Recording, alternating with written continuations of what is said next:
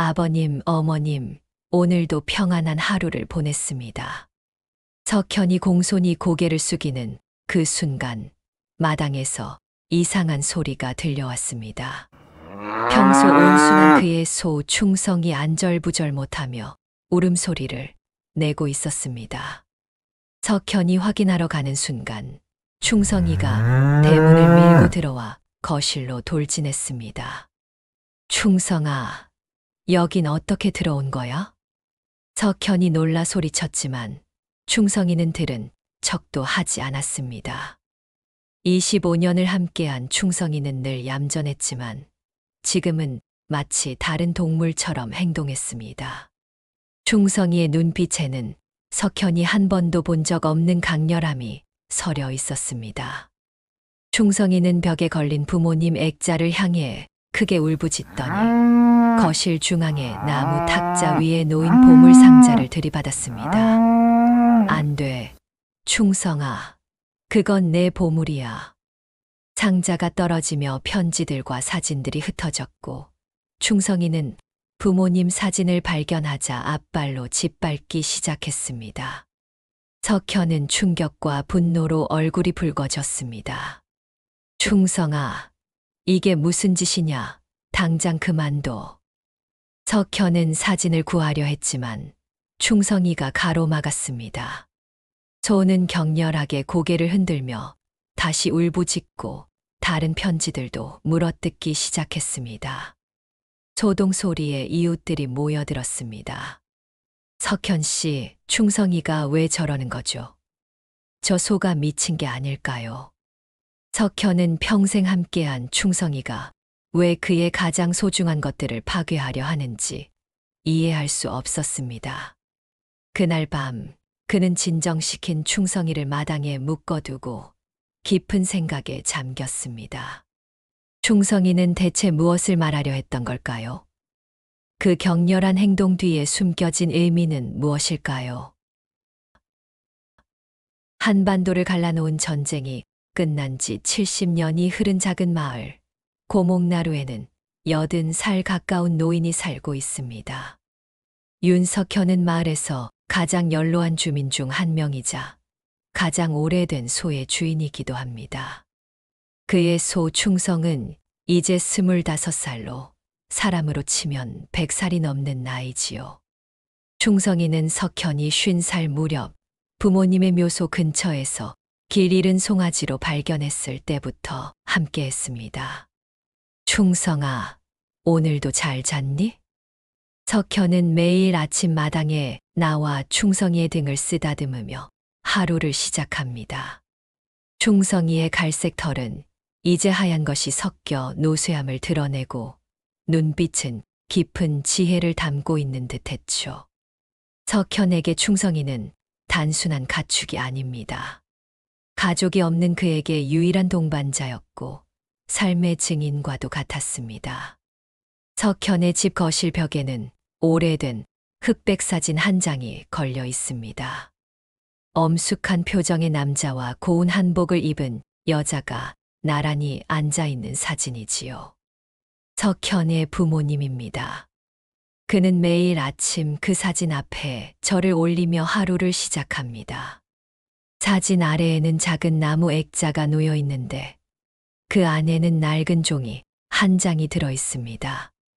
윤태호 선생 애국지사 표창장이라고 쓰여 있는 그것은 석현에게 가장 소중한 유산이었습니다. 아버님, 어머님, 오늘도 건강하게 지내고 있습니다. 충성이도 잘 있고요. 석현의 기억 속에서 부모님은 항상 숭고한 존재였습니다. 일제강점기에 독립운동을 했고 해방 후에는 마을을 위해 헌신했으며 한국전쟁 때는 끝까지 마을을 지키다 희생된 애국지사였지요. 5살이었던 석현은 그날의 기억을 선명하게 간직하고 있었습니다. 폭격 소리, 사람들의 비명, 그리고 피난 가던 중 부모님과 헤어진 순간까지. 내일은 또 산에 올라가야겠네요. 아버님, 어머님 제삿날이 다가오니까. 매년 부모님의 기일이 되면 석현은 산속 깊은 곳에 있는 특별한 장소를 찾아갑니다. 부모님의 묘소는 없습니다. 전쟁 중 실종되셨으니까요.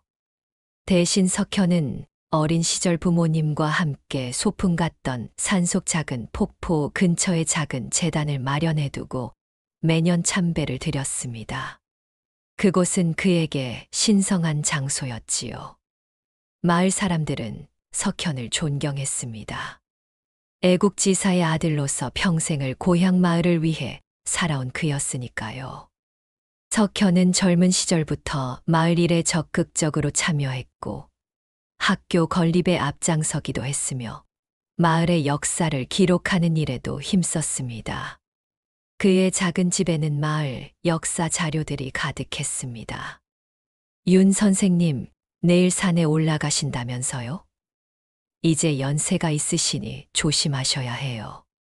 이웃집 정할머니의 말에 석현은 미소를 지었습니다. 걱정 말아요, 정 여사. 충성이가 함께 가니까 괜찮습니다. 우리 충성이는 길도 잘 알고 내 몸 상태도 잘 알지요. 그런데 이상하게도 이번에는 충성이가 평소와 다르게 행동했습니다. 석현이 산행 준비를 하는 동안 충성이는 안절부절 못하며 마당을 서성였지요.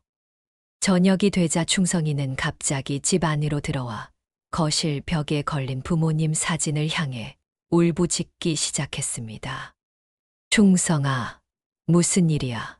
갑자기 왜 그러니? 석현이 말릴 새도 없이 충성이는 거실 탁자 위에 놓인 오래된 나무 상자를 들이받았고 그 안에 보관하던 편지와 사진들이 바닥에 쏟아졌습니다. 충성이는 그 중 몇 장을 입에 물더니 물어뜯기 시작했습니다. 충성아, 안 돼.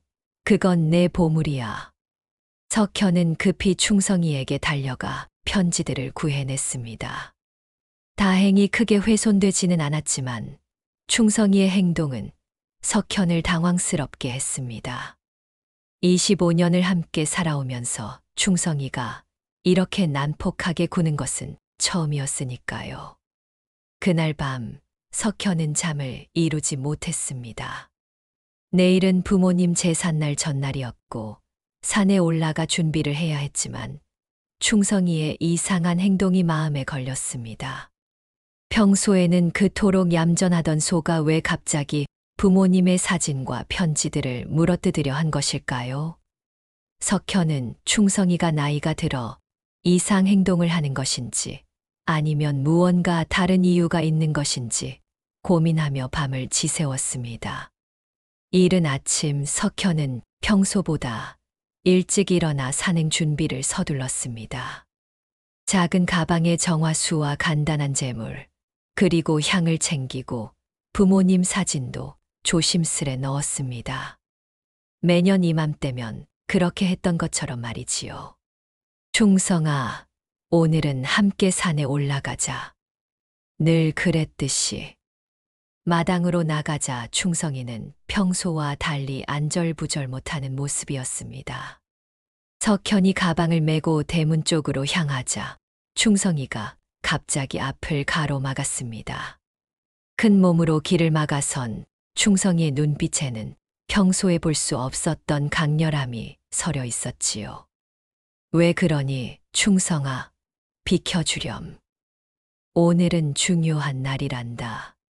석현이 한 발짝 내딛자 충성이는 거친 숨을 내뱉으며 더 단호하게 길을 막아섰습니다.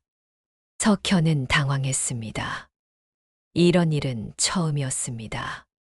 그는 충성이의 목을 쓰다듬으며 달래보았지만 손은 꿈쩍도 하지 않았어요. 충성아, 제발. 아버님과 어머님을 뵈러 가야 해. 석현의 간절한 목소리에도 충성이는 요지부동이었습니다.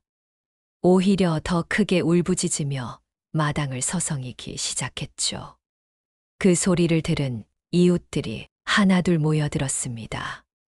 윤 선생님, 무슨 일이세요? 충성이가 왜 저러나요? 정 할머니가 걱정스러운 표정으로 물었습니다. 석현은 난처한 표정으로 어깨를 으쓱했습니다. 모르겠어요. 어제부터 이상하게 구네요. 산에 가려는데 가지 못하게 막고 있습니다. 이웃들이 더 모여들었고 마을 이장인 김 씨도 달려왔습니다. 이 나이 먹은 소가 갑자기 미친 게 아닐까요? 요즘 노령동물들이 치매 같은 증상을 보인다고 하던데. 마을 청년 하나가 말했습니다. 석현은 그 말에 얼굴을 찌푸렸습니다. 충성이는 그저 평생 함께한 동반자일 뿐 아니라 부모님의 묘소 근처에서 발견한 특별한 존재였으니까요. 아니야, 충성이는 멀쩡해. 그저 좀 불안한 것 같아. 하지만 충성이의 이상 행동은 계속되었습니다. 석현이 다시 출발하려 하자 충성이는 더 격렬하게 반응했고 급기야 석현의 가방을 물어 땅에 떨어뜨렸습니다. 가방 속 내용물이 쏟아졌고 충성이는 그중 부모님 사진이 든 액자를 발로 밟았습니다. 충성아! 석현은 놀라서 소리쳤습니다. 이웃들도 놀란 표정이었습니다. 이장 김 씨가 석현의 어깨에 손을 올렸습니다. 윤 선생님, 충성이가 나이가 많이 들었습니다. 아무래도 안락사를 고려해 보셔야 할 것 같아요. 이런 식으로 난폭해지면 위험할 수 있습니다. 석현은 그 말에 격렬히 고개를 저었습니다. 충성이는 그에게 가족과도 같은 존재였으니까요. 절대 안 됩니다. 충성이는 괜찮아요. 그쵸? 오늘은 산에 가지 말라는 신호인지도 모르죠. 그러나 이웃들의 걱정은 커져만 갔습니다. 노령의 소가 갑자기 이상 행동을 보이는 것은 분명 문제가 있다는 것이었지요. 마을 수의사를 불러야 한다는 의견도 나왔습니다. 그때 마을 어귀에서 한 여성이 걸어오고 있었습니다. 30대 중반쯤 되어 보이는 그녀는 도시적인 세련미가 느껴지는 차림새였습니다. 그녀는 모여있는 마을 사람들을 보고 다가왔습니다. 안녕하세요. 무슨 일 있으신가요? 여성의 목소리에 모두가 고개를 돌렸습니다. 이장 김 씨가 먼저 입을 열었습니다. 아, 혹시 서울에서 오신다던 연구원님이신가요? 여성은 고개를 끄덕였습니다. 네, 한지우라고 합니다. 고목나루 마을의 역사를 연구하러 왔어요. 이쪽에 무슨 일이 있나요? 이장은 상황을 간략히 설명했습니다. 애국지사의 아들인 윤석현 노인의 소가 갑자기 이상 행동을 보이고 있다는 것이었지요. 지우는 관심을 보이며 석현에게 다가갔습니다. 윤 선생님, 정말 귀한 소를 키우고 계시네요. 이 나이의 소는 정말 보기 드물어요. 석현은 약간 놀란 표정으로 지우를 바라보았습니다. 대부분의 사람들은 충성이의 나이를 듣고 놀라거나 안락사를 권하곤 했으니까요. 네. 충성이는 25년 전 내가 산에서 부모님께 참배드리러 갔다가 발견했어요. 길 잃은 송아지였죠. 그 이후로 줄곧 함께했습니다. 지우는 충성이에게 천천히 다가갔습니다. 여전히 불안해 보이는 소였지만 지우에게는 특별한 적대감을 보이지 않았습니다.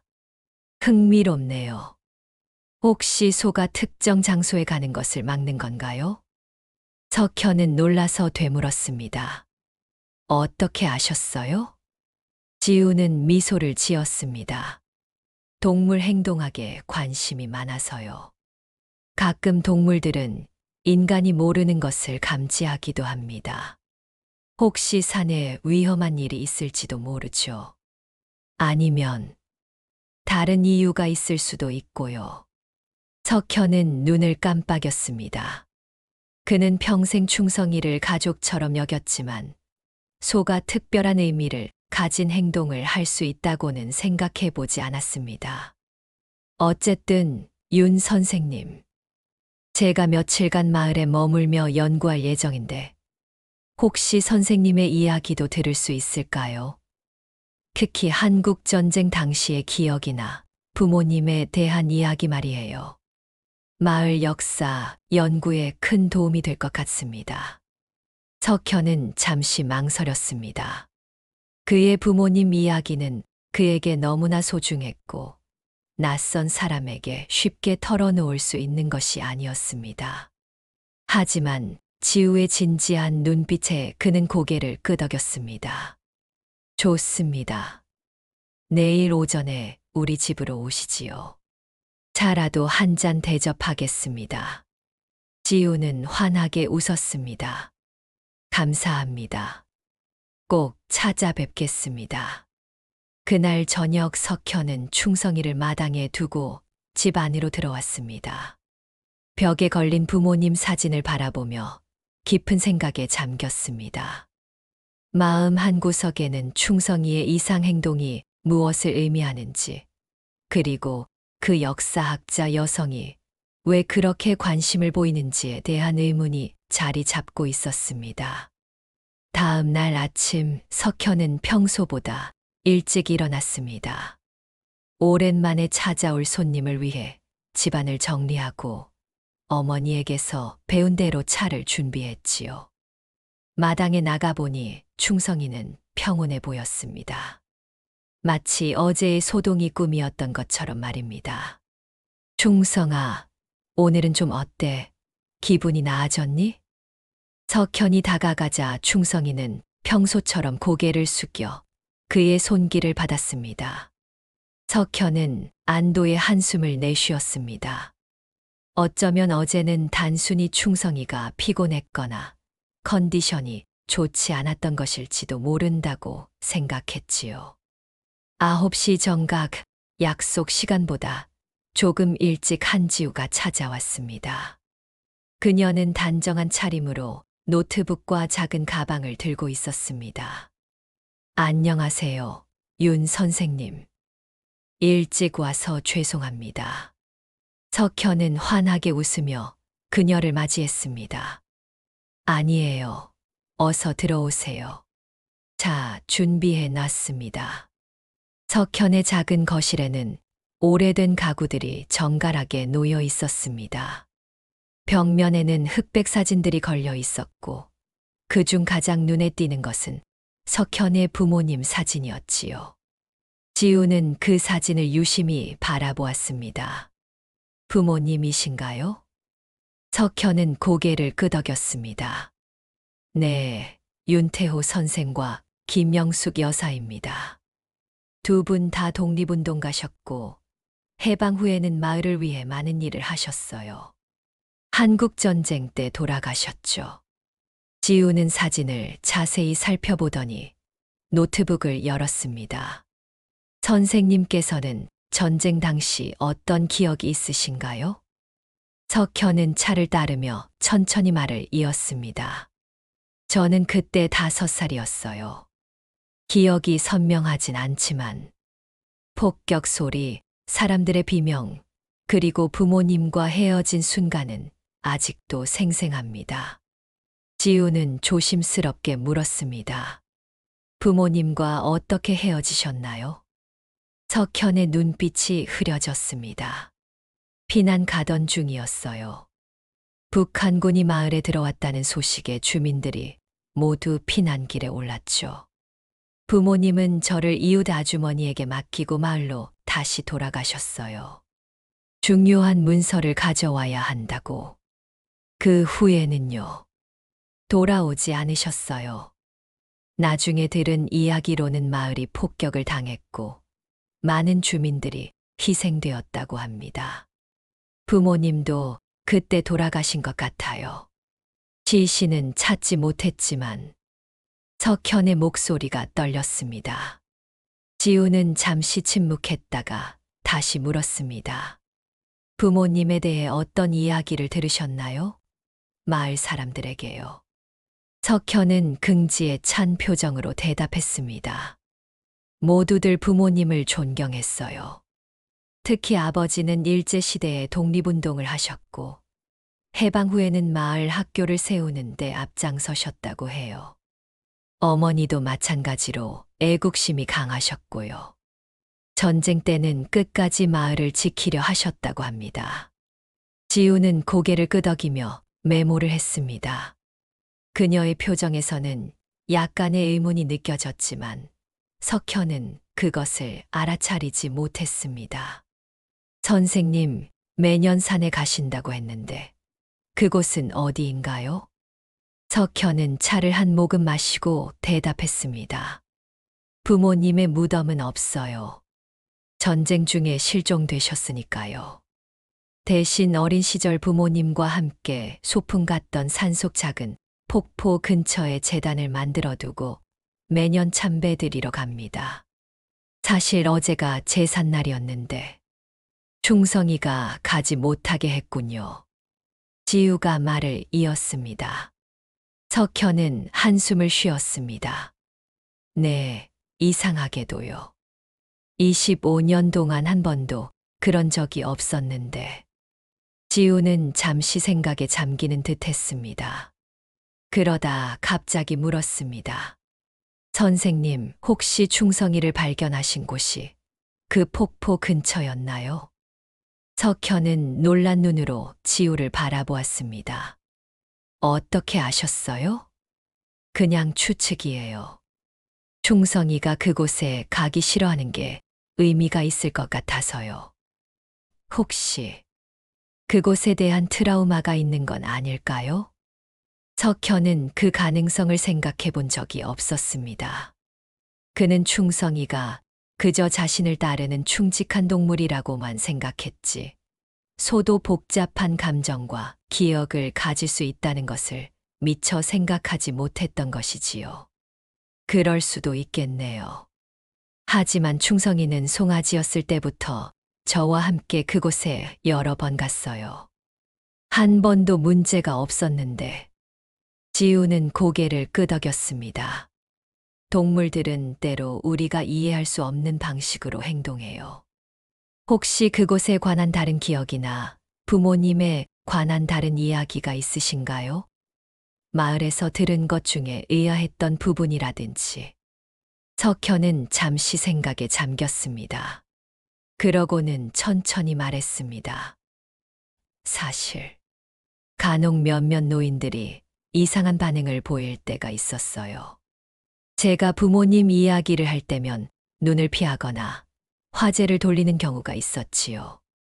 어린 시절에는 그냥 넘어갔는데 나이가 들면서 가끔 의아했습니다. 지우의 눈이 반짝였습니다. 혹시 그분들 중 아직 마을에 계신 분이 있나요? 석현은 고개를 끄덕였습니다. 박 노인이 아직 살아계세요. 90이 넘으셨지만 정신은 또렷하시죠. 부모님과 같은 세대시고 전쟁 전부터 마을에 사셨어요. 지우는 메모를 하며 물었습니다. 찾아뵐 수 있을까요? 석현은 잠시 망설이다 대답했습니다. 같이 가보죠. 박 노인은 저를 좋아하셔서 반겨주실 겁니다. 두 사람이 대화하는 동안 마당에서는 충성이가 안절부절 못하는 모습이었습니다. 석현의 집 창문 너머로 두 사람의 대화를 듣고 있는 것처럼 보였지요. 지우는 그 모습을 유심히 지켜보았습니다. 정말 특별한 소네요. 마치 모든 것을 이해하고 있는 것 같아요. 석현은 미소를 지었습니다. 충성이는 단순한 소가 아닙니다. 가족이나 다름없지요. 지우와 석현이 박 노인을 만나러 가기로 약속하고 지우가 일어나려는 순간 충성이가 갑자기 울음소리를 내며 현관 쪽으로 다가왔습니다. 마치 그들의 대화를 듣고 반응하는 것처럼 보였지요. 아마도 충성이도 우리와 함께 가고 싶은가 봐요. 지우가 웃으며 말했습니다. 석현은 충성이를 바라보았습니다. 소의 눈빛에는 어제와는 다른 감정이 서려 있었습니다. 불안함과 함께 어떤 결연함 같은 것이 느껴졌지요. 그럼 충성이도 함께 가죠.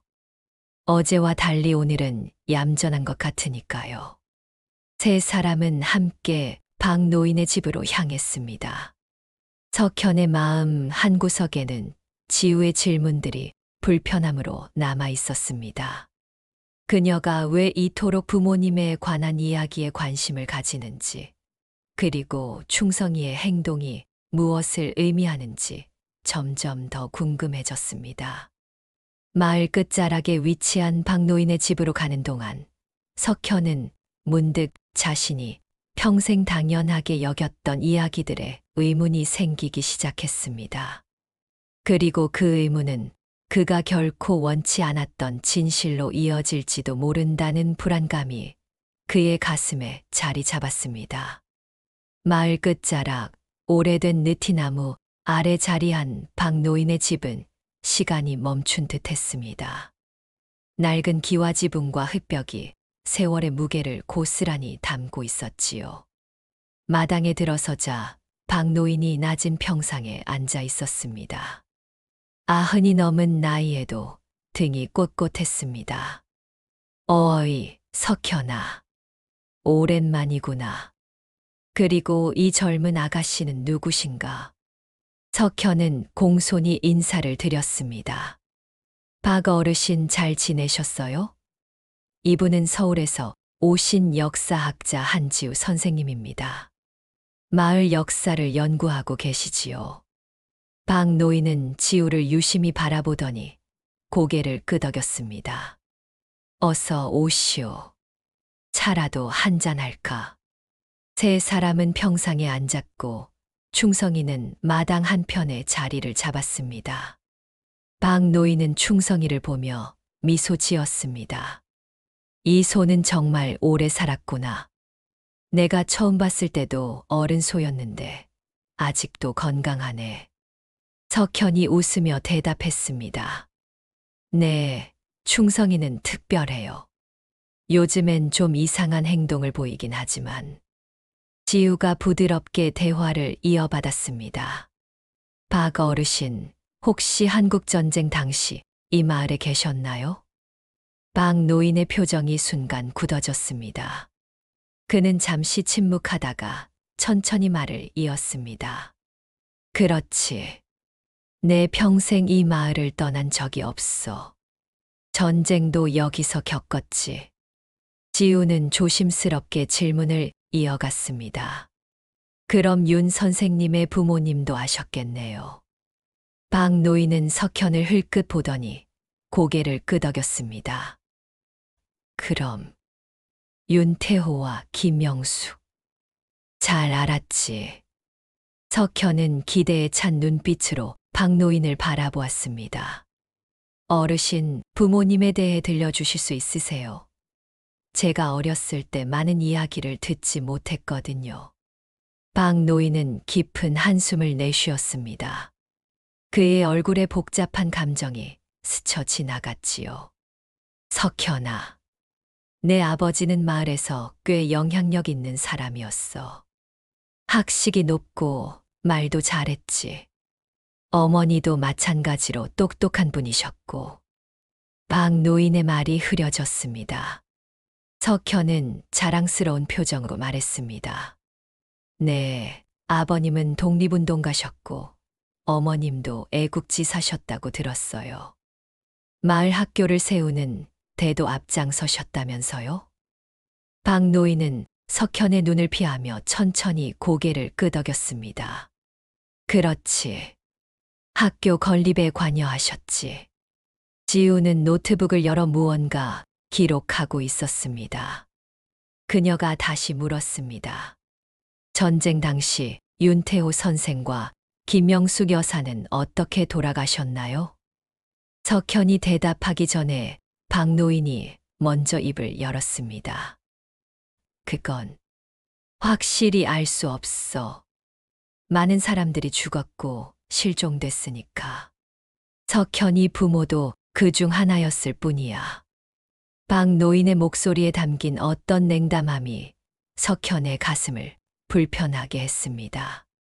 그는 평생 부모님을 애국지사로 기억해왔고 그 자부심으로 살아왔습니다. 그런데 박 노인의 반응은 뭔가 달랐습니다. 지우가 다시 물었습니다. 혹시 그 당시 마을에서 있었던 특별한 사건이 있었나요? 학살이라든지 배신 같은. 박 노인의 눈이 커졌습니다. 그는 갑자기 자리에서 일어섰습니다. 더 이상 묻지 마시오. 오래된 상처를 건드리는 건 좋지 않아. 석현아, 넌 그저 내 삶을 살아가면 돼. 과거는 과거일 뿐이야. 그 순간 충성이가 갑자기 울음소리를 내며 평상 쪽으로 다가왔습니다.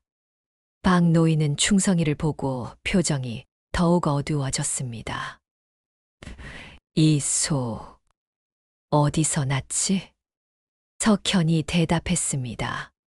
부모님 제사 지내러 산에 갔다가 송아지였던 충성이를 데려왔어요. 25년 전이죠. 박 노인은 한동안 충성이를 바라보았습니다. 그의 눈에 이상한 감정이 어렸습니다. 그 산, 폭포 근처인가? 석현은 놀란 표정으로 고개를 끄덕였습니다. 네, 어떻게 아셨어요? 박 노인은 한숨을 내쉬었습니다. 그냥 짐작이지. 석현아, 난 피곤하구나. 다음에 다시 이야기하자.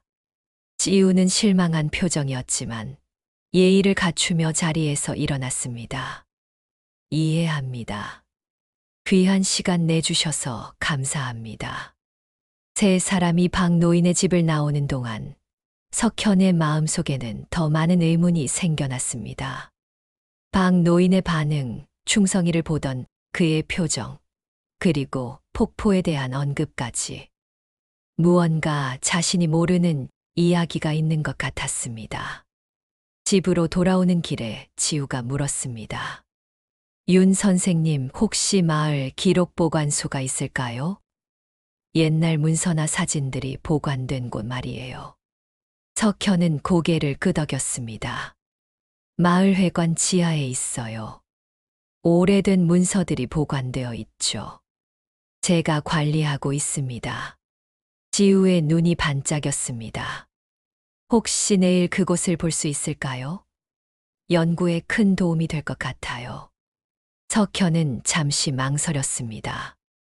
평소에는 기꺼이 마을 역사를 소개했겠지만 오늘 박 노인의 반응과 지우의 질문들이 그를 불안하게 만들었습니다. 하지만 거절할 이유도 없었지요. 좋습니다. 내일 아침 10시에 마을회관에서 만나지요.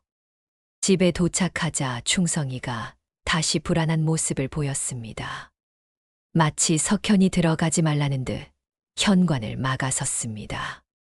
지우는 그 모습을 유심히 관찰했습니다. 정말 흥미롭네요. 충성이가 선생님의 집에 들어가는 것도 막고 있어요. 석현은 난감한 표정으로 충성이를 달래려 했지만 소용이 없었습니다. 지우가 말을 이었습니다. 선생님, 혹시 집 안에 충성이가 특별히 반응하는 물건이 있나요?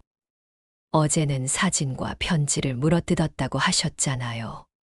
석현은 생각에 잠겼습니다. 사진첩과 편지들이 있긴 해요. 오래된 것들이죠. 부모님의 유품이기도 하고. 지우는 조심스럽게 제안했습니다. 한번 그것들을 밖으로 가져와 보는 건 어떨까요? 충성이의 반응을 보면 뭔가 단서가 될지도 모르겠어요. 석현은 잠시 망설이다가 고개를 끄덕였습니다. 그는 충성이를 피해 집 안으로 들어가 낡은 나무 상자를 가져왔습니다. 그 안에는 오래된 사진첩과 편지 뭉치, 그리고 몇 가지 문서들이 들어 있었습니다. 이게 부모님의 유품 전부입니다. 지우는 조심스럽게 상자를 받아들었습니다. 그녀가 상자를 열자마자 충성이가 다가와 콧김을 내뿜었습니다. 지우는 천천히 내용물을 꺼내기 시작했고 충성이의 반응을 주시했습니다. 사진첩을 펼치자 충성이는 더욱 불안해 보였습니다. 특히 한 장의 사진에서 소가 크게 반응했습니다. 그것은 석현의 아버지로 보이는 남자가 몇몇 일본인들과 함께 있는 사진이었습니다. 이 사진, 누구신가요? 지우가 물었습니다. 석현은 혼란스러운 표정으로 사진을 바라보았습니다. 아버지십니다만, 이 일본인들은 누군지 모르겠어요. 이 사진은 본 적이 없습니다. 지우는 사진 뒷면을 보았습니다. 그곳에는 희미한 글씨로 날짜와 장소가 적혀 있었습니다. 1940년 경성. 선생님, 이 사진은 일제강점기 때 찍은 것 같은데요.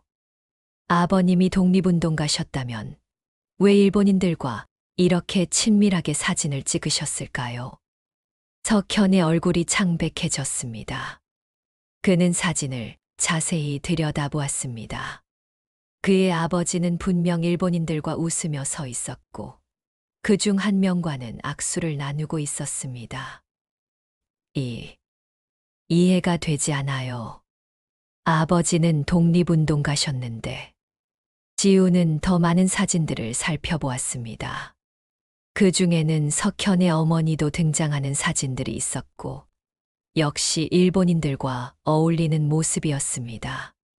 석현의 세계가 흔들리기 시작했습니다. 그는 평생 부모님을 애국지사로 여겨왔습니다. 그 자부심이 그를 지탱해왔고 마을에서의 그의 위치도 그것에 기반했습니다. 하지만 이 사진들은 그가 알던 이야기와 맞지 않았습니다. 내일 기록보관소에 가면 더 많은 것을 알 수 있을 거예요. 지우가 조용히 말했습니다. 선생님, 준비가 되셨나요? 혹시 진실이 생각하셨던 것과 다를 수도 있어요. 석현은 무거운 침묵 속에 고개를 끄덕였습니다. 그는 평생 믿어온 것들이 무너질지도 모른다는 두려움을 느꼈지만 이제 와서 눈을 감을 수는 없었습니다. 충성이가 그에게 무언가를 말하려 했던 것, 그리고 그 산속 폭포가 가진 의미. 그는 이제 모든 것을 알아야만 했습니다. 다음 날 아침 하늘은 유난히 회색빛이었습니다. 간밤에 비가 내렸고 마을은 물기를 머금은 채 조용했습니다. 석현은 거의 뜬 눈으로 밤을 새웠습니다. 어제 본 사진들이 그의 마음을 무겁게 짓눌렀지요. 평생 믿어온 부모님의 모습과 사진 속 모습 사이의 괴리감이 그를 혼란스럽게 했습니다. 아침 식사도 제대로 하지 못한 채 석현은 마을회관으로 향했습니다. 충성이도 그를 따라 나섰습니다. 이제 석현은 충성이의 행동에 의문을 품기 시작했습니다. 단순한 노령동물의 이상 행동이 아니라 무언가를 말하려는 듯한 행동이었습니다. 마을회관에 도착하자 지우가 이미 기다리고 있었습니다. 그녀의 표정은 진지했고 노트북과 카메라를 준비해 왔습니다. 안녕하세요, 윤 선생님. 잘 주무셨나요? 석현은 피곤한 표정으로 고개를 저었습니다. 아니요. 생각할 게 많았습니다. 지우는 이해한다는 듯 고개를 끄덕였습니다. 어제 본 사진들 때문에 힘드셨겠어요. 하지만 오늘 더 많은 것을 알아볼 수 있을 거예요.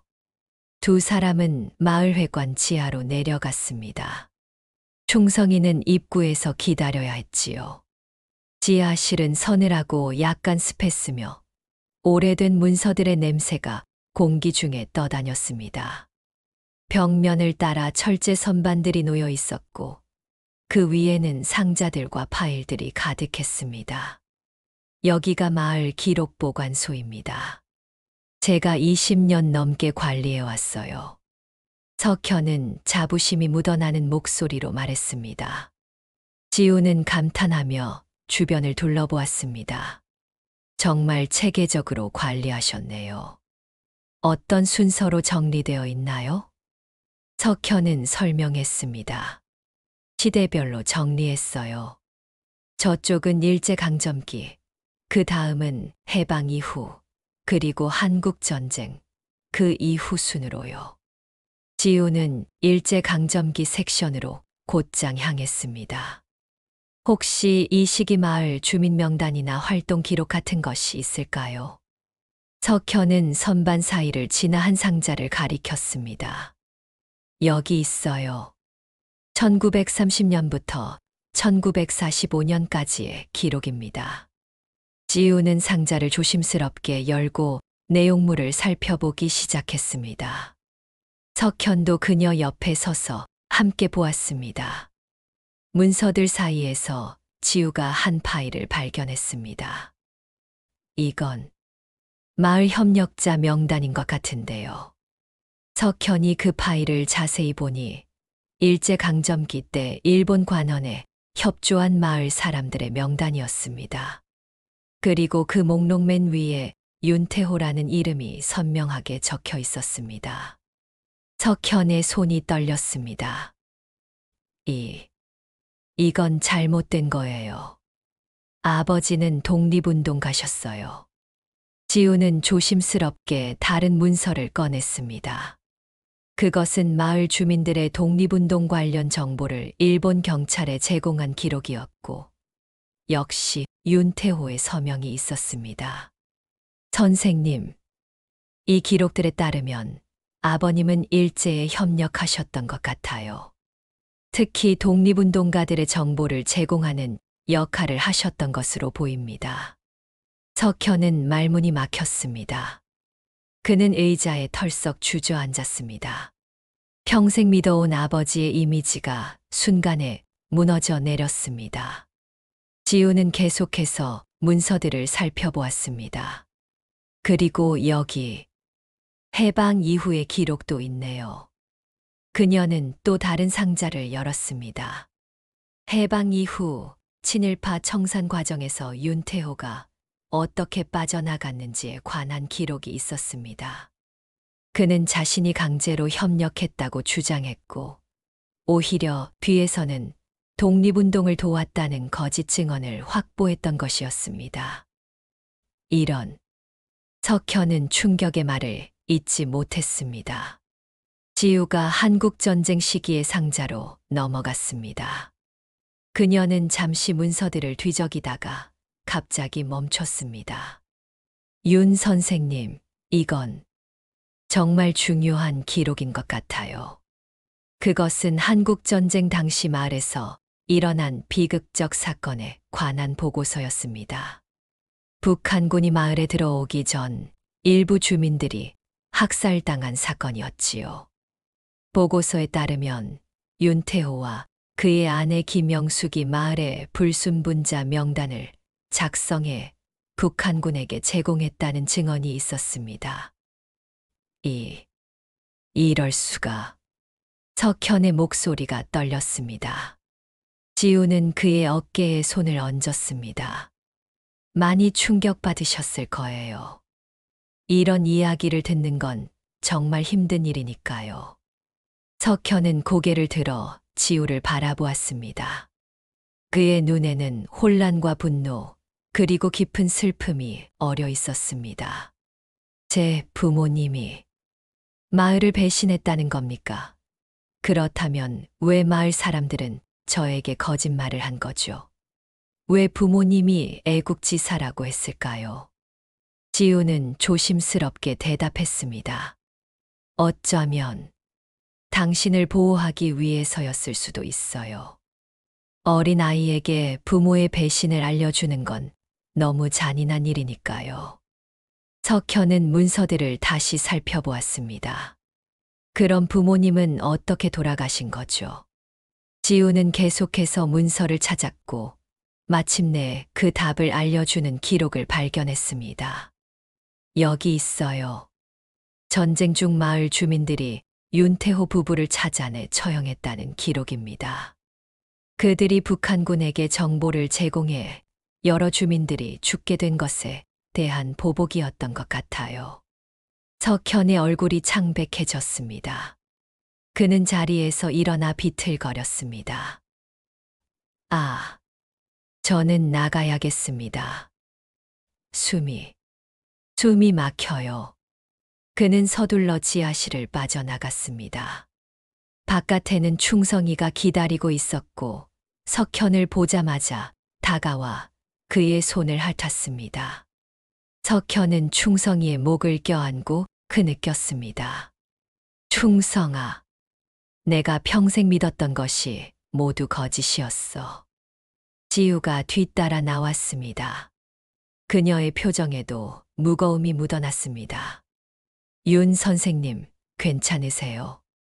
석현은 고개를 저었습니다. 어떻게 괜찮을 수 있겠어요? 제 정체성이, 제 자부심이 모두 거짓 위에 세워진 것이었는데. 지우는 잠시 침묵했다가 말했습니다. 선생님, 그 폭포에 가볼 수 있을까요? 충성이가 계속 막아선 그곳 말이에요.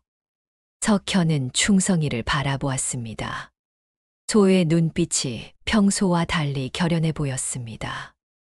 마치 이제 때가 됐다고 말하는 듯 했지요. 그래요. 가봐야겠어요. 그곳에 무엇이 있는지 확인해야겠습니다. 세 사람은 마을을 빠져나와 산으로 향했습니다. 석현의 마음은 혼란스러웠습니다. 평생 존경해온 부모님이 실제로는 마을의 배신자였다는 사실, 그리고 마을 사람들이 그에게 거짓말을 해왔다는 사실이 그를 괴롭혔습니다. 산길을 오르는 동안 석현의 머릿속에는 어린 시절의 기억들이 떠올랐습니다. 전쟁 후 마을로 돌아왔을 때 사람들이 그를 어떻게 대했는지, 왜 몇몇 노인들이 그의 부모 이야기를 할 때 눈을 피했는지, 모든 것이 이제야 이해가 되기 시작했습니다. 충성이를 발견한 곳이 그 폭포 근처였다고 하셨죠? 지우가 물었습니다. 석현은 고개를 끄덕였습니다. 네, 25년 전 부모님 제사를 지내러 갔다가 길 잃은 송아지를 발견했어요. 불쌍해 보여서 데려왔죠. 지우는 생각에 잠겼습니다. 혹시 그곳이 부모님이 처형당한 장소는 아닐까요? 석현은 걸음을 멈췄습니다. 그의 마음에 끔찍한 예감이 스쳤습니다. 평생 그가 신성시에 온 장소, 부모님을 기리기 위해 찾아갔던 그곳이 실은 부모님이 마을 사람들에 의해 처형당한 곳일지도 모른다는 생각이 들었습니다. 그럴 리가 없어요. 하지만 충성이의 행동, 그 장소에 가는 것을 막았던 이유가 이제야 이해가 되기 시작했습니다. 충성이는 석현을 보호하려 했던 것일까요? 아니면 진실을 알려주려 했던 것일까요? 세 사람은 계속해서 산을 올랐습니다. 석현의 발걸음은 점점 무거워졌지만 그는 이제 진실과 마주할 준비가 되어 있었습니다. 평생 살아온 거짓된 자부심보다 고통스럽더라도 진실을 알고 싶었습니다. 그들이 폭포에 가까워질수록 충성이의 행동은 더욱 불안해 보였습니다.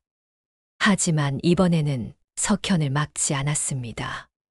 오히려 앞장서서 길을 인도하는 듯 했지요. 석현의 가슴은 진실을 향한 두려움과 궁금증으로 가득 찼습니다. 폭포로 향하는 길은 가팔랐습니다. 비가 내린 뒤라 흙길은 질척거렸고 발걸음마다 신발이 지늘게 빠졌습니다. 충성이는 그런 어려움 없이 익숙하게 길을 헤쳐나갔고 간간히 뒤를 돌아보며 두 사람이 잘 따라오는지 확인했습니다. 충성이가 정말 길을 안내하는 것 같아요. 지우가 숨을 고르며 말했습니다. 석현은 무겁게 고개를 끄덕였습니다. 그동안 충성이가 이곳에 오는 것을 막았는데 이제는 오히려 이끄는 것 같네요. 산길을 1시간쯤 오르자 작은 폭포가 보이기 시작했습니다. 소리부터 들렸지요. 쉬지 않고 떨어지는 물소리가 울창한 숲 사이로 퍼져나갔습니다. 이곳은 석현이 매년 찾던 곳이었습니다. 부모님을 기리기 위해 작은 제단을 만들고 정화수를 올리던 장소였지요. 폭포 앞에 도착하자 충성이가 갑자기 멈춰 섰습니다. 그리고는 폭포 옆 작은 바위 틈으로 향했습니다. 그곳은 석현이 만든 제단이 있던 곳이었습니다. 저기가 제가 부모님을 위해 제단을 만든 곳이에요.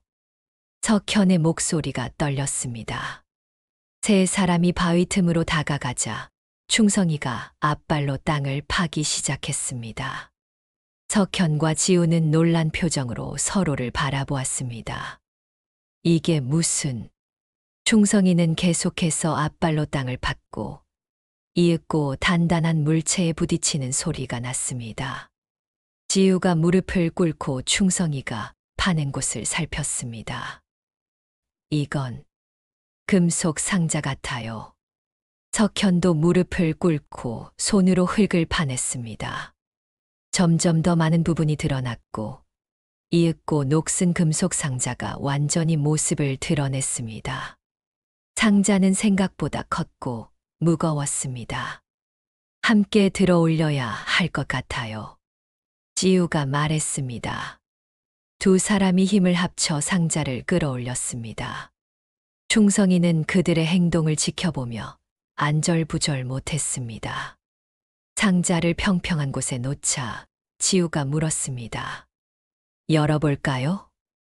석현은 심호흡을 했습니다.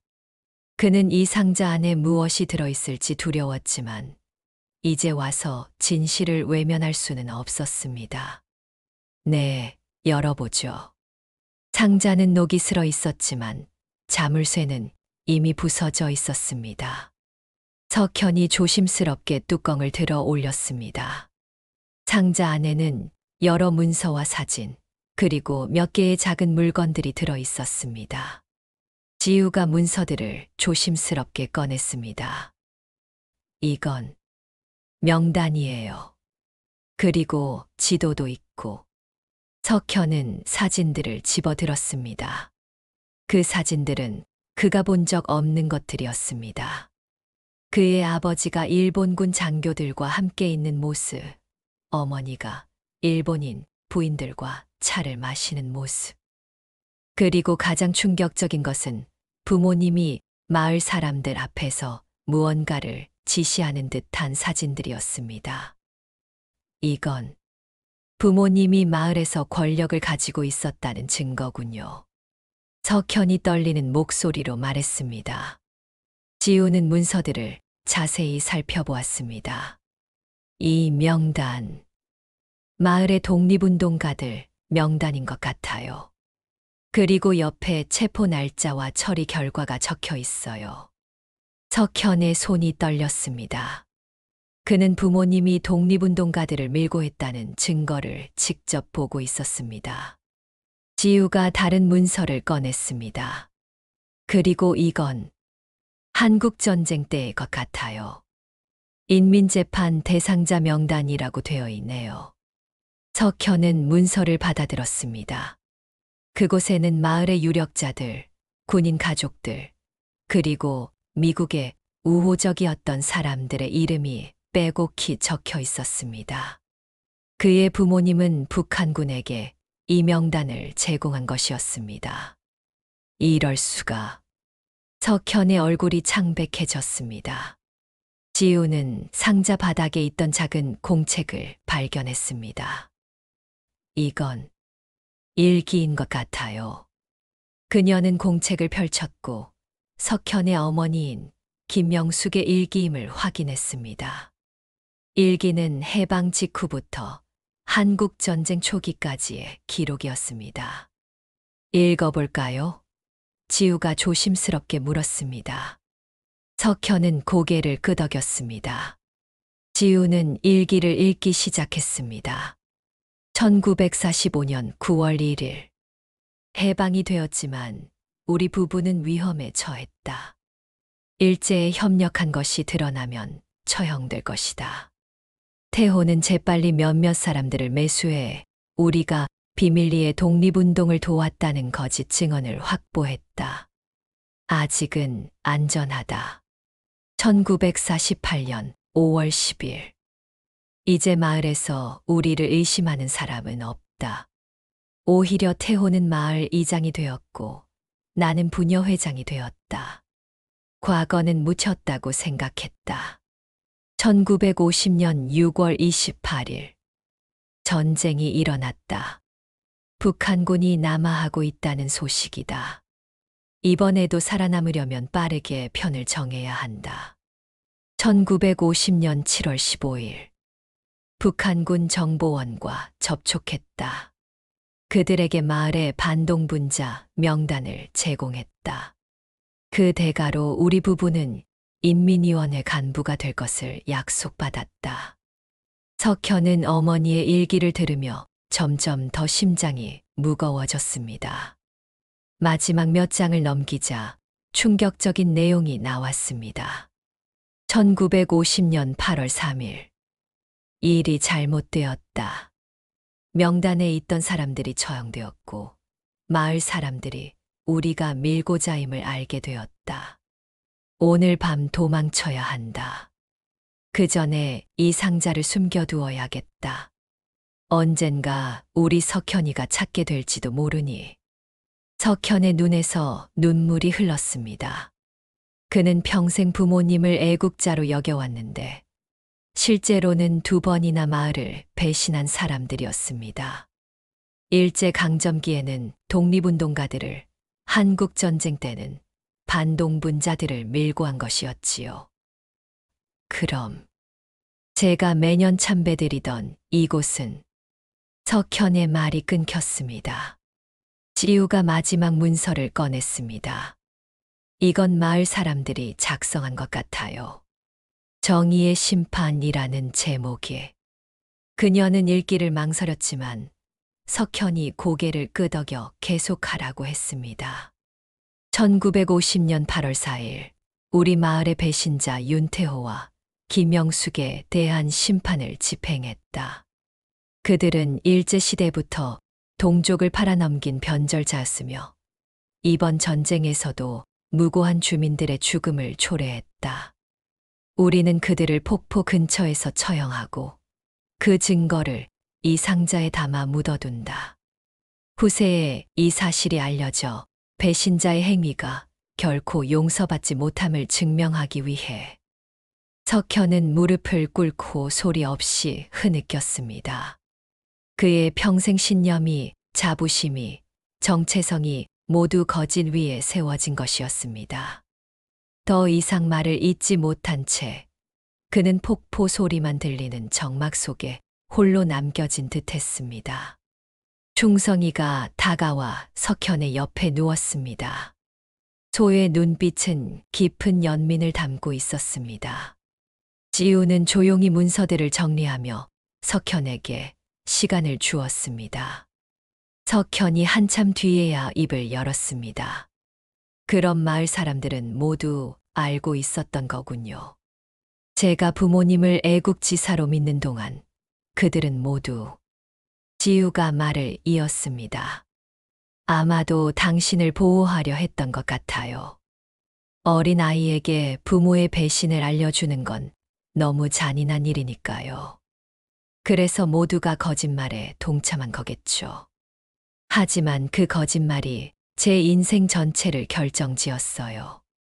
저는 애국지사의 아들로서 마을에서 존경받았고 그 자부심으로 살아왔어요.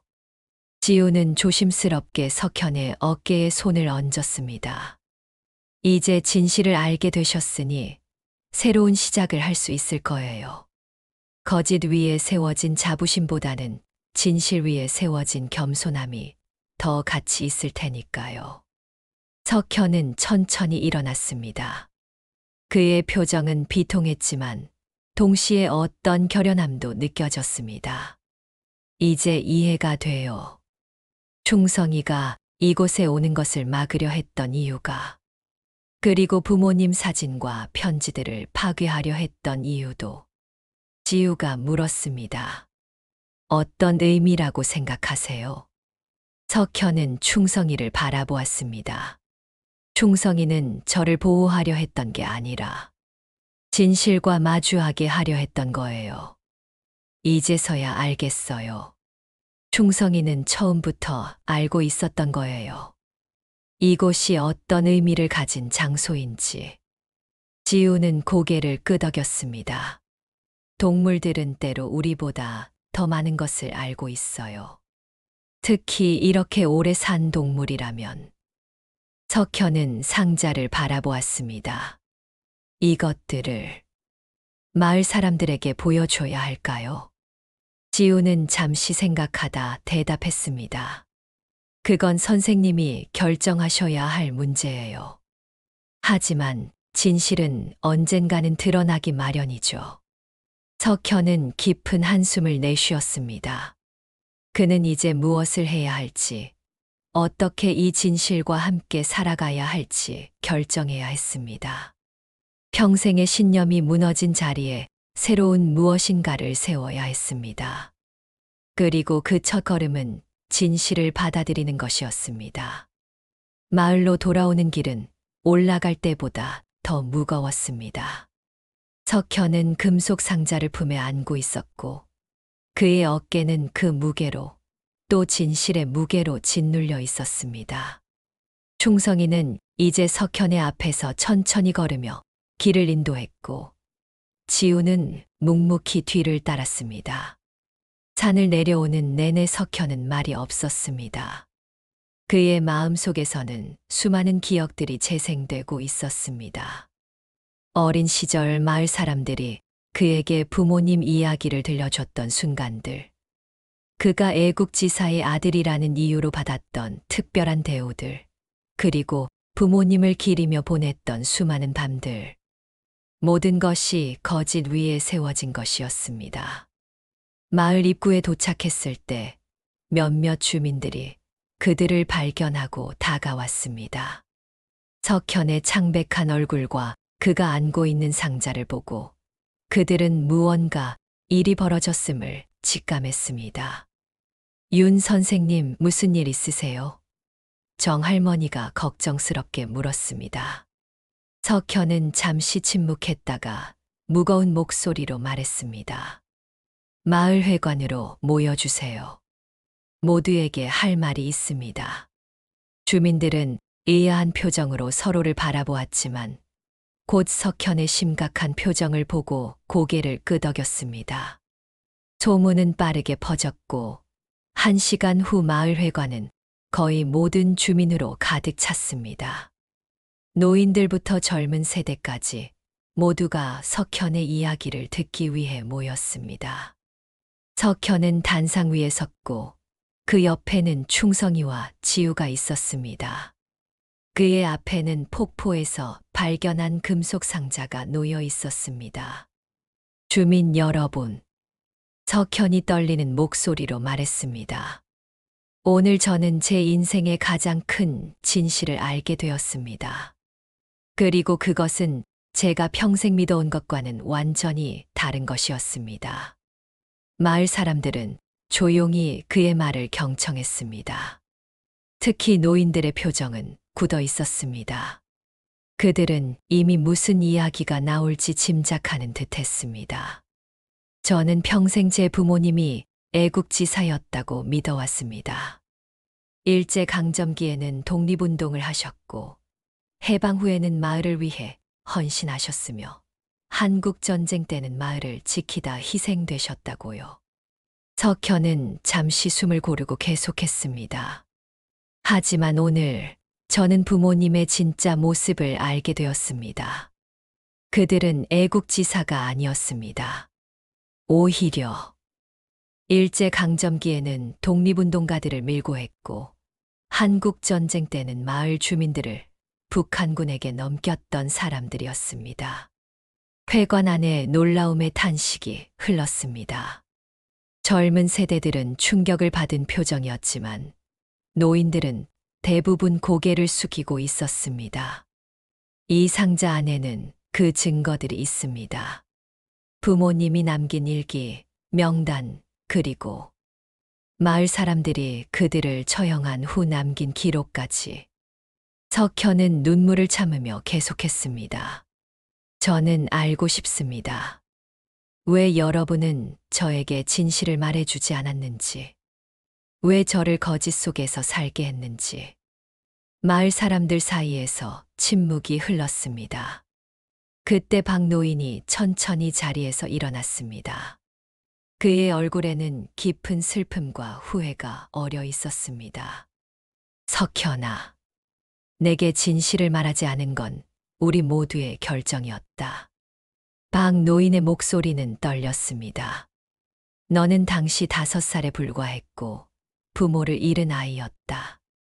어떻게 그런 어린아이에게 부모가 마을을 배신했고 많은 사람들의 죽음을 초래했다고 말할 수 있었겠니? 다른 노인 한 명이 일어나 말했습니다. 우리는 너를 보호하고 싶었단다. 그래서 거짓말을 했지. 내 부모가 애국지사였다고. 그렇게 하면 내가 자부심을 갖고 자랄 수 있을 거라 생각했어. 석현의 눈에서 눈물이 흘렀습니다. 그런 거짓말이 저를 보호했다고 생각하세요? 저는 평생을 거짓 위에 살아왔어요. 제 정체성, 제 자부심, 모든 것이 거짓이었습니다. 박 노인이 한숨을 쉬었습니다. 처음에는 일시적인 거짓말이었다. 내가 조금 더 잘하면 진실을 말해주려 했지. 하지만 시간이 흐를수록 그 거짓말은 더 크게 자라났고 결국 마을 전체가 그 거짓에 동참하게 된 거야. 다른 노인이 말을 이었습니다. 내가 부모님을 너무 자랑스러워하는 모습을 보며 우리는 점점 더 진실을 말하기 어려워졌단다. 그리고 어쩌면 우리도 그 거짓말이 주는 위안을 원했는지도 몰라. 마을에 그런 비극이 있었다는 사실보다 애국지사가 있었다는 이야기가 더 듣기 좋았으니까. 석현은 고개를 저었습니다. 하지만 그건 불공평해요. 제 부모님으로 인해 희생된 사람들과 그 가족들에게는 더더욱요. 그들의 희생이 묻혀버렸잖아요. 마을 사람들은 침묵 속에서 고개를 숙였습니다. 석현의 말이 옳았습니다. 그들의 선의에서 시작된 거짓말이 결국은 희생자들의 기억마저 지워버린 것이었습니다. 석현이 계속해서 말했습니다. 저는 이제 진실을 알았으니 그에 맞게 행동하겠습니다. 우선 부모님을 위한 재단은 철거하고 그 자리에 진짜 희생자들을 기리는 비석을 세울 것입니다. 그는 잠시 숨을 고르고 말을 이었습니다. 그리고 제가 마을에서 받았던 특별한 대우와 존경 모두 거짓 위에 세워진 것이었기에 더 이상 그런 위치에 있을 자격이 없다고 생각합니다. 마을 역사 기록 관리인 자리에서 물러나겠습니다. 마을 사람들 사이에서 동요가 일었습니다. 이장 김 씨가 일어났습니다. 윤 선생님, 그건 너무 과한 결정이에요. 당신이 마을을 위해 한 일들은 진짜입니다. 부모님의 행적과는 별개로 당신은 이 마을에 많은 기여를 했어요. 다른 주민들도 동의의 목소리를 냈습니다. 석현은 그들의 말에 감사했지만 그의 결정은 확고했습니다. 감사합니다. 하지만 저는 시간이 필요합니다. 제 자신을 다시 찾기 위한 시간이요. 그때 충성이가 앞으로 나섰습니다. 소의 눈빛은 깊은 지혜를 담고 있었고 마치 모든 것을 이해하고 있는 듯 했습니다. 석현은 충성이의 목을 감싸 안았습니다. 그리고 이 모든 진실을 알게 된 것은 충성이 덕분입니다. 충성이는 제가 진실과 마주하도록 이끌어 주었어요. 평생을 거짓 속에 살던 저에게 진실의 문을 열어준 거죠. 지우가 조용히 나서서 말했습니다. 동물들은 때로 인간보다 더 많은 것을 알고 있어요. 충성이는 아마도 그 폭포, 그 장소의 의미를 처음부터 알고 있었을 거예요. 그리고 석현 선생님이 준비가 되었을 때 진실로 이끌어 주었던 거고요. 석현은 고개를 끄덕였습니다. 그렇군요. 충성이는 단순한 소가 아니었어요. 제 삶의 인도자였던 거죠. 충성이의 눈에서 이상하게 빛나는 무언가가 느껴졌습니다. 마치 인간의 지혜를 가진 것 같았지요. 석현은 문득 충성이가 어쩌면 자신의 인생에 특별한 이유로 보내진 존재가 아니었을까 하는 생각이 들었습니다. 회의는 계속되었고 마을 사람들은 석현의 이야기에 깊은 연민을 표했습니다. 그들은 자신들의 거짓말이 결국 석현에게 더 큰 상처를 주게 되었음을 인정했고, 이제부터는 진실 위에 새로운 시작을 하자고 약속했습니다. 회의가 끝나고 석현은 충성이와 함께 집으로 돌아왔습니다. 지우도 그들과 함께 했습니다. 석현의 집에 도착하자 그는 벽에 걸린 부모님 사진을 내렸습니다. 그리고 옛 상자에서 꺼낸 모든 편지와 기념품들을 정리했습니다. 이제 무엇을 하실 건가요? 지우가 물었습니다. 석현은 창밖을 바라보며 대답했습니다. 진실과 함께 살아가는 법을 배우려 합니다. 그동안 제가 믿어온 모든 것이 무너졌지만 그 폐허 위에 새로운 것을 지어야겠지요. 그날 밤 석현은 마당에서 충성이와 함께 별을 바라보았습니다. 그의 마음은 여전히 무거웠지만 동시에 어떤 해방감도 느꼈습니다. 거짓에서 벗어나 진실과 마주한 해방감이었지요. 충성아, 고마워. 내가 아니었다면 나는 평생 거짓 속에 살았을 거야. 충성이는 고개를 끄덕이는 듯 했고, 석현은 그 순간 진정한 의미의 충성이 무엇인지 깨달았습니다. 그것은 맹목적인 복종이 아니라 때로는 고통스러운 진실로 이끄는 것이기도 했습니다. 이튿날 아침 석현은 평소보다 일찍 눈을 떴습니다. 창밖으로는 맑은 하늘이 펼쳐져 있었고 새들의 지저귀이 들려왔습니다. 그는 잠시 천장을 바라보며 누워 있었습니다. 어제의 일들이 꿈이었기를 바라는 마음도 있었지만 동시에 진실을 알게 된 해방감도 느껴졌습니다. 마당으로 나가 충성이를 찾았습니다. 소는 평소처럼 나무 아래 누워 있었지만 평소와는 달리 약간 기운이 없어 보였습니다. 충성아, 괜찮니? 석현이 걱정스럽게 다가갔습니다. 충성이는 고개를 들어 석현을 바라보았습니다. 그 눈빛은 여전히 지혜로웠지만 어딘가 지친 듯 했지요. 석현은 충성이의 등을 쓰다듬었습니다. 소의 몸은 따뜻했지만 평소보다 체온이 낮은 것 같았습니다. 아프니 수의사를 불러올까? 그때 마당 입구에서 지우의 목소리가 들렸습니다. 안녕하세요, 윤 선생님. 석현은 고개를 돌려 지우를 바라보았습니다. 그녀는 가방을 들고 있었고 표정은 진지해 보였습니다. 오늘 서울로 돌아가야 해서 인사드리러 왔어요. 석현은 충성이를 걱정스럽게 바라보다가 지우에게 시선을 돌렸습니다. 벌써 가시나요? 더 머무르셔도 괜찮은데. 지우는 미소를 지었습니다. 연구 자료를 정리해야 해서요. 하지만 걱정 마세요. 곧 다시 올게요. 이 마을의 역사는 제대로 기록되어야 하니까요. 석현은 고개를 끄덕였습니다. 그렇군요. 지우 선생님 덕분에 많은 것을 알게 되었어요. 감사합니다. 지우는 충성이에게 다가가 쪼그려 앉았습니다. 충성이가 좀 안 좋아 보이네요. 괜찮은가요? 석현도 걱정스러운 표정으로 충성이를 바라보았습니다. 그런 것 같아요.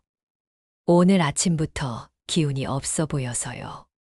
지우는 충성이의 눈을 자세히 들여다보았습니다.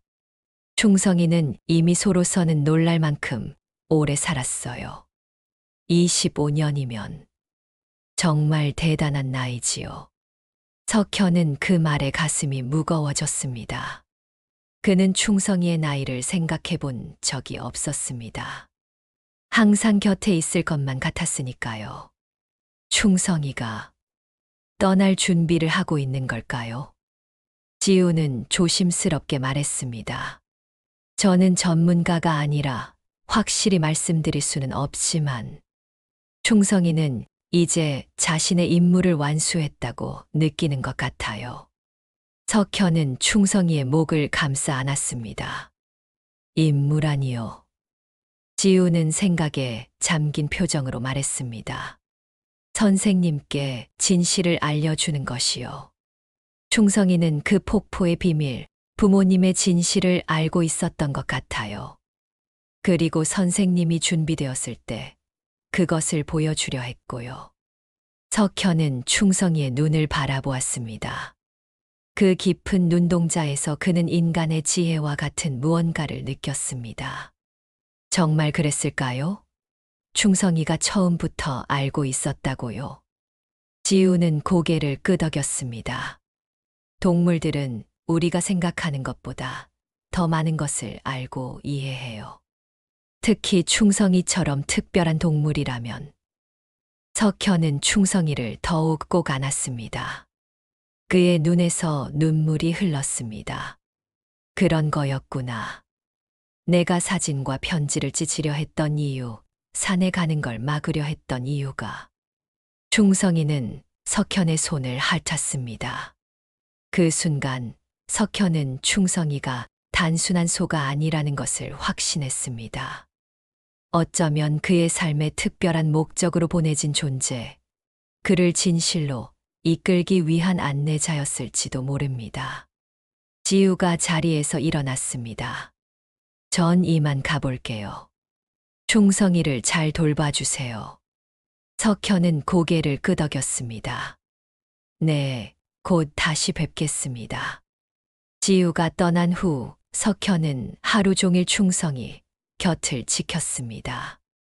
그는 마당에 평상을 놓고 그 위에 담요를 깔아 충성이가 편안하게 누울 수 있게 했습니다. 충성이의 상태는 점점 더 약해져 갔지만 그 눈빛만은 여전히 맑고 지혜로웠습니다. 오후가 되자 마을 사람들이 하나둘 석현의 집을 찾아왔습니다. 충성이가 좋지 않다는 소식이 퍼진 것이었습니다.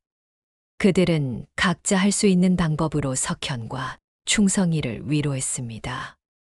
누군가는 신선한 꿀물을 가져왔고, 다른 이는 충성이가 좋아했던 신선한 풀을 가져왔습니다. 박 노인도 찾아왔습니다. 그는 석현의 옆에 조용히 앉아 말했습니다. 이 소는 특별한 존재였어. 처음 내가 데려왔을 때부터 알고 있었지. 석현은 궁금한 표정으로 물었습니다. 무슨 말씀이세요? 박 노인은 천천히 말을 이었습니다. 그 폭포에서 내 부모님이 처형된 날, 마을 사람들이 그곳을 떠난 후 비가 내리기 시작했어. 갑작스러운 호우로 계곡물이 불어났고 그곳에 묻어둔 상자도 물에 쓸려 내려갈 뻔했지.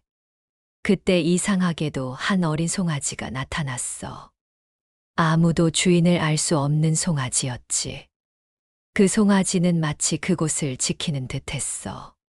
석현은 놀란 눈으로 충성이를 바라보았습니다. 그게 충성이였나요? 박 노인은 고개를 끄덕였습니다. 나는 그렇게 생각해. 그 송아지는 몇 년간 그 산에 머물렀고 너무나 신기하게도 누구의 소유도 되지 않았어. 그러다 내가 성인이 되어 그곳을 찾았을 때 그 송아지는 너를 따라 내려온 거지. 석현은 믿기 어려운 표정으로 박 노인을 바라보았습니다. 그럼 충성이는 25살이 아니라 더 나이가 많다는 건가요? 박 노인은 미소를 지었습니다. 그 송아지가 처음 나타났을 때가 1950년이었으니 70이 넘었겠지. 석현은 충격을 받았습니다. 그것은 소의 수명으로는 불가능한 나이였습니다. 그럴 수 없어요. 그건 박 노인은 차분하게 말했습니다. 이 세상에는 우리가 이해할 수 없는 것들이 많아. 충성이는 단순한 소가 아니야. 어쩌면 진실의 수호자 또는 너를 진실로 이끌기 위해 보내진 존재일지도 모르지. 석현은 충성이를 바라보았습니다. 소의 눈빛은 마치 모든 것을 알고 있는 듯 했습니다. 그 순간 석현은 충성이가 정말로 특별한 존재임을 깨달았습니다. 해가 저물기 시작했고 마을 사람들은 하나둘 자리를 떴습니다. 석현은 충성이 곁에 남았습니다. 그는 충성이의 등을 쓰다듬으며 지난 세월을 회상했습니다. 함께한 25년, 아니 어쩌면 그보다 더 오랜 시간 동안 충성이는 그의 삶의 일부였습니다.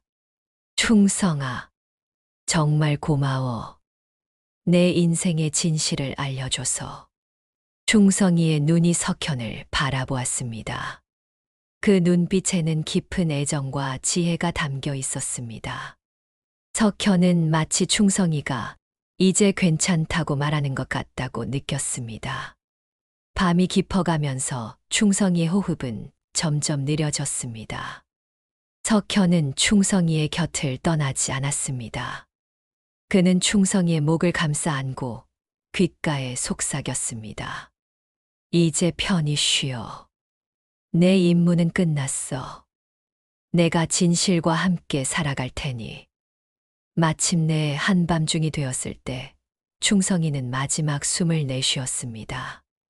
그것은 평화로운 순간이었습니다.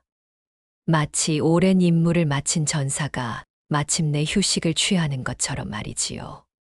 석현은 충성이의 몸을 감싸 안고 눈물을 흘렸습니다.